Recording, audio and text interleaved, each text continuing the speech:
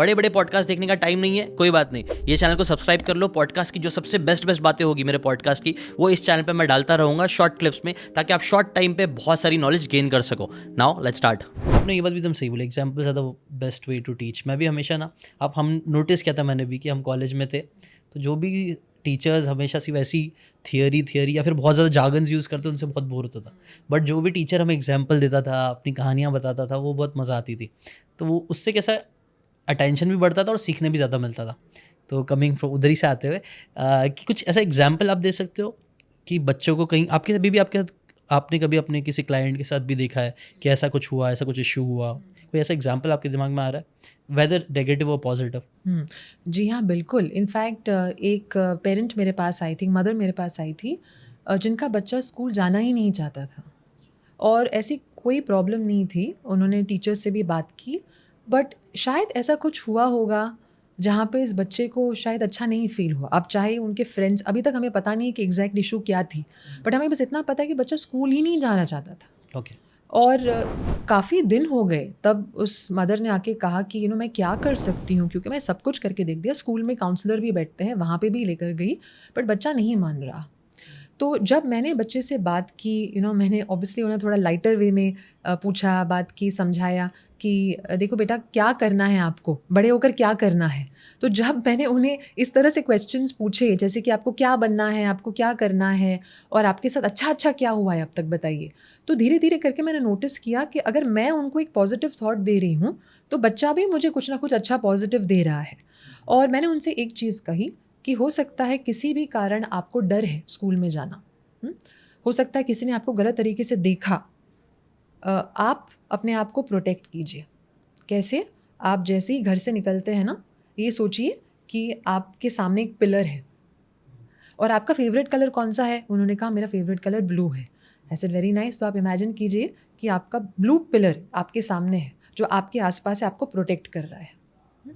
और जैसे जैसे आप स्कूल जाते हैं, क्लास में बैठते हैं, याद रखिए ब्लू पिलर आपको प्रोटेक्ट है। तो कोई भी, उन्होंने ये कहा, तो क्या कोई भी इस पिलर के अंदर नहीं आ सकता, मतलब मुझे कोई भी हार्म नहीं कर सकता? मैंने कहा कोई हार्म नहीं कर सकता, ब्लू पिलर है आपके आसपास। ये जो ब्लू पिलर है ना, वो यूनिवर्स का पिलर है और आपका कनेक्शन यूनिवर्स के साथ अपना है, किसी और का नहीं है। आज से ही आप अपने साथ बैठिए और गॉड को, यूनिवर्स को बात करना शुरू कर दीजिए। जो भी आपको शिकायतें हैं ना, आप यूनिवर्स को बोलिए, रोज़ रात को, अपने दिल में मत रखिए, बोलिए, जो बोलना है बोलिए। और उसके बाद आपको जो चाहिए अगले दिन हो, वो भी आप बोलिए, और फिर थैंक यू बोलिए, ये सोचकर कि यूनिवर्स ने आपकी बात मान ली। और याद रखिए, यूनिवर्स आपके साथ है।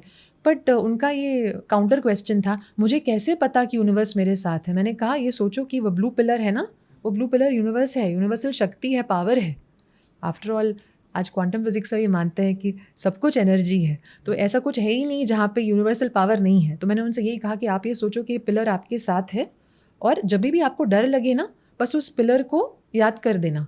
ये सोचो कि आप उस पिलर को जाके हग कर रहे हो, उस पिलर को हग करके माइंड में सोचो कि सब कुछ ठीक होने वाला है।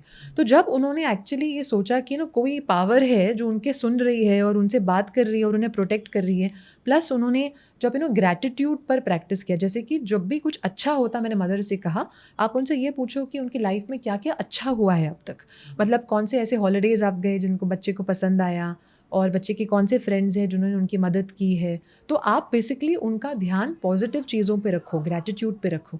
एक और चीज़, क्योंकि मैंने अपने खुद की लाइफ में एक्सपीरियंस किया है कि अगर डर है, कोई टेंशन है, तो हो सकता है किसी ने तो कुछ बुरा कहा या किया है। तो फॉरगिवनेस मैंने सिखाया बच्चे को कि रोज़ रात सोने के पहले जिस किसी ने आपको परेशान किया है ना, आप उनके बारे में सोचो और बोलो कि मैं लेट गो करता हूँ, मैं लेट गो करती हूँ, मैं आपको फॉरगिव करता हूँ, मैं अपने को भी फॉरगिव करती हूँ। इनफैक्ट 7 साल के बच्चों से लेकर 90 साल तक मेरे क्लाइंट्स हैं, और उन सभी को मैंने नोटिस किया है, अगर हम फॉरगिवनेस सिखाते हैं तो बहुत फ़र्क पड़ जाता है। सो वही सेकंड पॉइंट आई थिंक यही था, वर्ड्स के बाद जो थी फॉरगिवनेस, उसके ऊपर ही काफ़ी अच्छा इसका भी एग्जांपल मिल ही गया फॉरगिवनेस का। और भी आपने कभी ऐसा नोटिस किया कि कोई ऐसा किसी ने ग्रज रखा था या फिर कोई नेगेटिव इमोशंस पाल के रखा हुआ था? आपने अपना एग्जांपल तो दिया ही, बट और भी ऐसा कोई देखा है आपने कि जो फॉरगिवनेस करने के बाद उससे कुछ अच्छा रिजल्ट मिला? जी बिल्कुल, मेरी एक क्लाइंट थी जिनके बेटे थे, 4.5 साल तक बेटा माँ बाप से बात नहीं किया, बात करना बंद था क्योंकि शायद प्रॉपर्टी रिलेटेड कोई इश्यूज़ हो गए, रिलेटिव्स को लेकर कोई फैमिली प्रॉब्लम्स हो गई। इकलौता बच्चा और माँ बाप से टोटल रिश्ता नाता तोड़कर चला गया। इनफैक्ट ऐसा समय था जब वो मेरे पास आई, उन्होंने कहा हमें तो पता ही नहीं हमारा बेटा कहाँ है। फिर कुछ समय बाद उन्होंने कहा कि हमें पता चला है कि वो शहर में है, लेकिन वो हमसे बात ही नहीं कर रहा है। तो कहीं ना कहीं इस मदर को बहुत गिल्ट भी था कि हमने कुछ चीज़ें गलत की हैं जो हमें नहीं करनी चाहिए थी अपने बच्चे के साथ, हमने उन्हें सपोर्ट नहीं किया। चाइल्डहुड कुछ ट्रॉमास भी थे बच्चे को, और जब ये चीज़ें सामने आई तो बच्चा नहीं देख सका, नहीं ले सका, और पिता के साथ भी काफ़ी अनबन थी, तो छोड़ के चला गया। तो सबसे पहले तो मैंने मदर को गिल्ट इमोशन पे काम कराया, क्योंकि अगर गिल्ट है तो आपकी बॉडी कभी भी रिलैक्स्ड नहीं है, आपकी वाइब्रेशन कभी भी सही नहीं है। और गिल्ट ऐसे इमोशन है जो आपको पनिश करवाती है। सबकॉन्शियस को ये फीलिंग जाती है कि आपको पनिश करना है अपने आप को, तो आप ऐसी ऐसी चीज़ें करोगे जिनसे आपको और तकलीफ हो। तो गिल्ट हमने सबसे पहले तो रिलीज़ किया, उसके बाद हमने फॉरगिवनेस किया, सेल्फ फॉरगिवनेस, प्लस उन्हें अपने बेटे के प्रति प्यार तो बहुत था मगर गुस्सा भी बहुत था कि हमने इतना कुछ किया भी है उसके लिए, तो कैसे उसने सब रिश्ता नाता छोड़ के कैसे चला गया वो। तब हमने गुस्से पे भी काम किया। उस समय जब मैंने उन्हें फॉरगिवनेस करवाई, मैंने नोटिस की कि उनकी एनर्जी ऐसी है कि अगर वो लिखेंगी तो उन्हें ज़्यादा हेल्प मिलेगा, क्योंकि जब वो फॉरगिवनेस सोचती हैं तो बॉडी टेंशन में आ जाती है, वो नहीं ले पाती है बॉडी। लेकिन जब वो लिखती हैं तो एक रिलीज़ होती है उनकी इमोशन की। और जब मैंने उन्हें लिखना सजेस्ट किया फॉरगिवनेस को, मैंने उनकी स्टेटमेंट भी दी।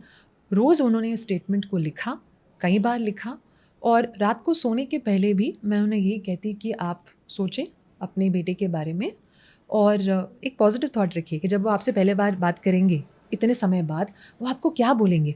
उनका हमेशा रिप्लाई रहता, पर डॉक्टर ये तो दूर की बात है, उनका फ़ोन आना मतलब मैं तो ये डाइजेस्ट ही नहीं कर पाती हूँ कि उसका सामने से फ़ोन आएगा हमें, शायद हम कर ले तो ठीक है, वो कहाँ से करेगा। नहीं, हमको ये सोचना है। और है ना, हमने एक डिसाइड किया कि पहली बार जब वो आपको फ़ोन करेंगे ना तो वो कहेंगे कि मम्मा मैं मिलना चाहता हूँ। आप यकीन नहीं मानेंगे, कुछ महीने बाद उनकी लड़की का फ़ोन आया और पहला शब्द उन्होंने यही कहा, मम्मा मैं मिलना चाहता हूँ। सो एक सिंपल सी चीज़ है, नेगेटिव इमोशन, जो आपकी प्रेजेंट को और आपके फ्यूचर को ब्लॉक करती है। भले ही आप चाहते हैं, लेकिन अनफॉरगिवनेस जो होती है ना, वो आपकी विजन को भी ब्लॉक, वो आपको पॉजिटिव सोचने देगी ही नहीं। और जब आप फॉरगिवनेस पे काम करते हैं और आप वर्ड्स की हेल्प लेकर काम करते हैं, राइटिंग की हेल्प लेकर काम करते हैं, कई बार मेडिटेशन में लोगों की हेल्प, ऐसे कई क्लाइंट्स हैं जिनके लिए मेडिटेशन शायद बेस्ट फॉर्म था रिलीज़ करने का। और ऐसे में अगर वो जो उनके सबकॉन्शियस माइंड को सूट करता है करते हैं तो फ़ायदा उन्हें बहुत मिलता है। अगर आपको ये बातें काम की लगी होगी तो do check out the full podcast यार, जाके देखो, डिटेल में चीज़ों को समझो, तब ज़्यादा अच्छे से समझ में आएगा, ज़्यादा अच्छे से आप अपनी ज़िंदगी में चीज़ें अप्लाई कर पाओगे। Thanks so much and subscribe this channel.